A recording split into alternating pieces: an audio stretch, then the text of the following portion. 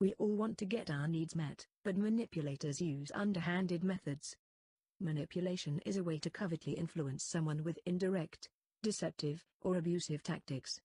Manipulation may seem benign or even friendly or flattering, as if the person has your highest concern in mind, but in reality it's to achieve an ulterior motive. Other times, it's veiled hostility, and when abusive methods are used, the objective is merely power. You may not realize that you're being unconsciously intimidated. If you grew up being manipulated, it's harder to discern what's going on because it feels familiar. You might have a gut feeling of discomfort or anger, but on the surface the manipulator may use words that are pleasant, ingratiating, reasonable, or that play on your guilt or sympathy, so you override your instincts and don't know what to say.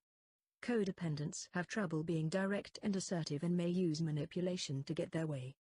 They're also easy prey for being manipulated by narcissists, borderline personalities, sociopaths, and other codependents, including addicts. Favorite weapons of manipulators are guilt, complaining, comparing, lying, denying, including excuses and rationalizations, feigning ignorance or innocence, the who me, defense, blame, bribery, undermining, mind games, assumptions, foot in the door, reversals, emotional blackmail, evasiveness, forgetting, fake concern, sympathy, apologies, flattery, and gifts and favors. Manipulators often use guilt by saying directly or through implication, "After all I've done or you," or chronically behaving needy and helpless.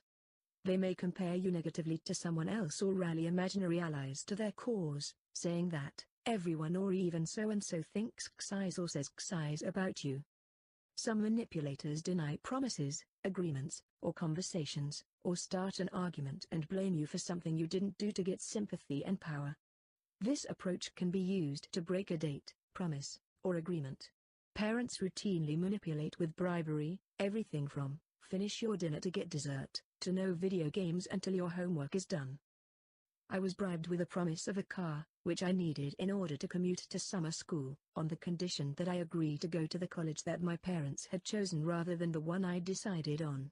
I always regretted taking the bribe. When you do, it undermines your self-respect. Manipulators often voice assumptions about your intentions or beliefs and then react to them as if they were true in order to justify their feelings or actions, all the while denying what you say in the conversation. They may act as if something has been agreed upon or decided when it hasn't in order to ignore any input or objection you might have. The foot in the door technique is making a small request that you agree to, which is followed by the real request. It's harder to say no, because you've already said yes. The reversal turns your words around to mean something you didn't intend. When you object, manipulators turn the tables on you so that they're the injured party. Now it's about them and their complaints, and you're on the defensive. Fake concern is sometimes used to undermine your decisions and confidence in the form of warnings or worry about you. Emotional blackmail is abusive manipulation that may include the use of rage, intimidation, threats, shame, or guilt.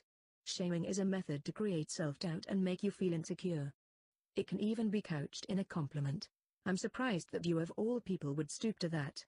A classic ploy is to frighten you with threats, anger, accusations, or dire warnings, such as, "At your age, you'll never meet anyone else if you leave," or "the grass isn't any greener," or playing the victim, "I'll die without you."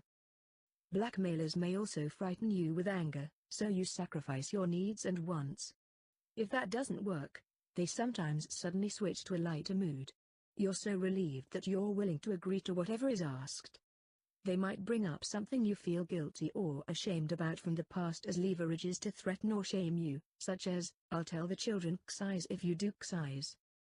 Victims of blackmailers who have certain disorders, such as borderline or narcissistic personality disorders, are prone to experience a psychological fog. This acronym, invented by Susan Forward, stands for fear, obligation, and guilt. The victim is made to feel afraid to cross the manipulator, feels obligated to comply with his or her request, and feels too guilty not to do so. Shame and guilt can be used directly with put-downs or accusations that you're selfish, the worst vice to many codependents, or that you only think of yourself, "You don't care about me," or that you have it so easy. Codependents are rarely assertive. They may say whatever they think someone wants to hear to get along or be loved, but then later they do what they want. This is also passive-aggressive behavior. Rather than answer a question that might lead to a confrontation, they're evasive, change the topic, or use blame and denial, including excuses and rationalizations, to avoid being wrong. Because they find it so hard to say no, they may say yes, followed by complaints about how difficult accommodating the request will be. When confronted, because of their deep shame, codependents have difficulty accepting responsibility, so they deny responsibility and blame or make excuses or make empty apologies to keep the peace. Codependents use charm and flattery and offer favors, help, and gifts to be accepted and loved. Criticism, guilt, and self-pity are also used to manipulate to get what they want. Why do you only think of yourself and never ask or help me with my problems? I helped you. Acting like a victim is a way to manipulate with guilt.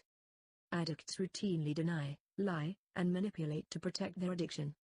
Their partners also manipulate, for example, by hiding or diluting an addict's drugs or alcohol or through other covert behavior.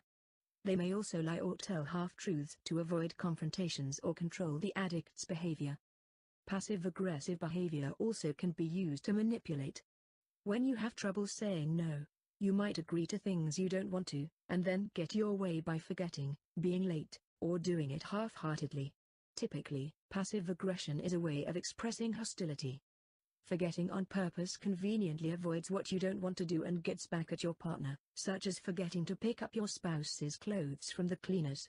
Sometimes, this is done unconsciously, but it's still a way of expressing anger. More hostile is offering desserts to your dieting partner. The first step is to know with whom you're dealing.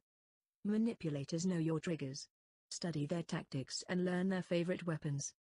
Build your self-esteem and self-respect. This is your best defense.